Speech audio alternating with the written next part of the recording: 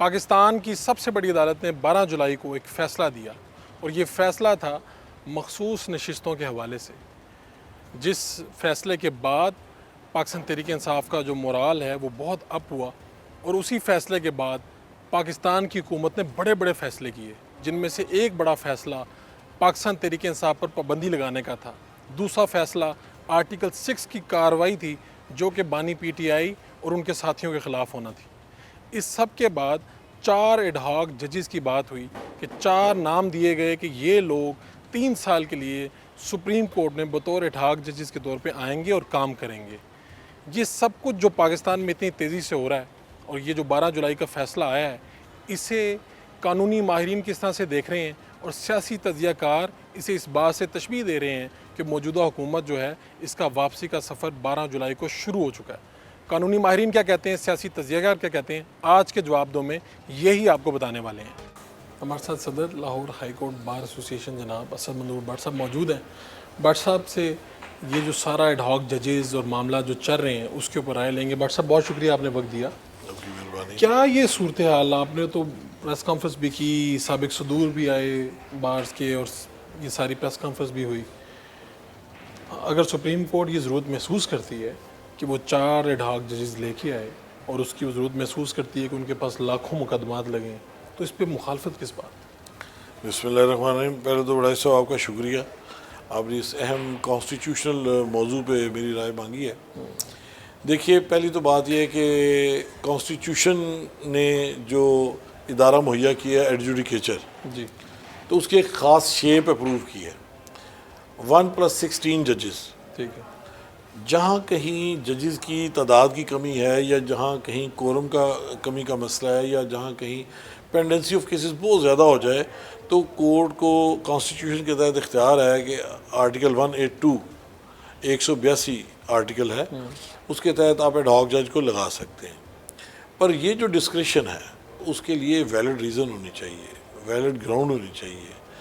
اور کیوں آپ کہتے ہیں کہ 4 ہی جج ہوں، اور کیوں آپ کہتے ہیں کہ جی وہ 3 سال کے لیے ہوں، تو میں سمجھتا ہوں کہ واضح طور پہ نظر آ رہا ہے کہ جو فیڈرل گورنمنٹ نے قاضی فائز عیسیٰ صاحب کو ایک لالچ دیا ہے کہ آپ کو کانسٹیٹیوشن میں امینڈمنٹ کر کے 3 سال کی ایکسٹینشن مل جائے گی، اور ان 3 سال کے اندر بھی آپ چیف جسٹس رہیں گے، تو اب اس وقت جو سپریم کورٹ میں ڈویژن آئی ہے جو سنی کونسل والے کیس میں، وہ 8 اور 5 کی ہے۔ ٹھیک ہے۔ 8 ججز ایک طرف ہیں، 5 ججز ایک طرف ہیں۔ 5 وہ ہیں جو منورٹی ہے، اور اس میں قاضی فائز عیسیٰ صاحب شامل ہیں۔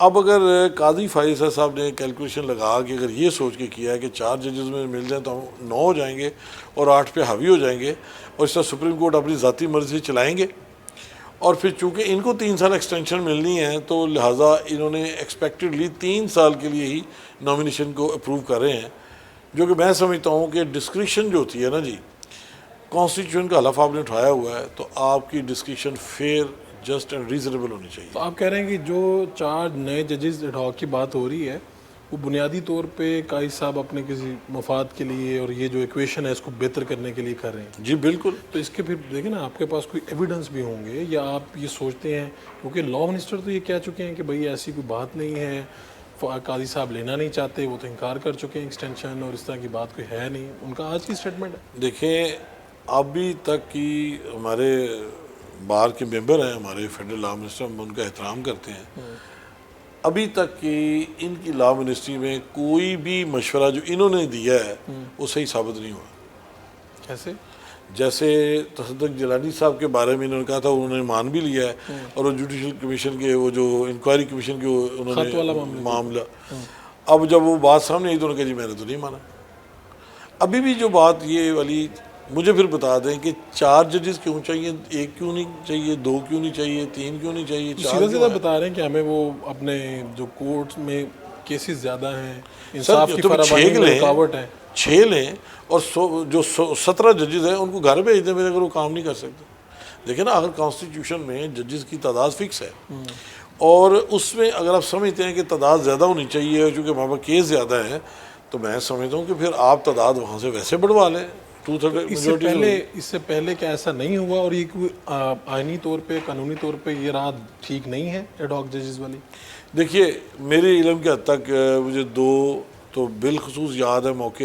ایک دفعہ جسٹس کرام النظیر بھنڈاری صاحب کو سپریم کورٹ کے جج ایون وہ نہیں بھی تھے, ہائی کورٹ سے ریٹائر ہو گئے تھے, پر ان کو ایلیویٹ کر کے تو ایک ایڈاک جج کے طور پہ سپریم کورٹ نے کام ان سے لیا, ٹھیک ہے. اور 1 سال کے لیے تھا. اسی طرح جسٹس افتخار چودھری صاحب کے دور میں بھی جسٹس خلیل الرحمان رمدے صاحب کو after his retirement from the supreme court 1 سال کے لیے ان کو رکھا گیا ڈاک جج کے طور پہ. ایک مجھے یاد پڑتا ہے کہ سپریم کورٹ کے جج تھے, خیر وہ تو ڈاک نہیں ہم کہہ سکتے, وہ ان کو لاہور ہائی کورٹ کے چیف جسٹس کے طور پہ بھی جسٹس الیاس کو کام کے لیے مقرر کیا گیا تھا. تو یہ انٹرنل ورکنگ ہو سکتی ہے. ان کو ڈاک ججز چاہیے, یہ سپریم کورٹ کے ہائی کورٹ کے ورکنگ ججز بھی ہر صوبائی ہائی کورٹوں سے لے سکتے ہیں, لیکن مخصوص 4 ججز چاہیے اور 3 سال کے لیے چاہیے.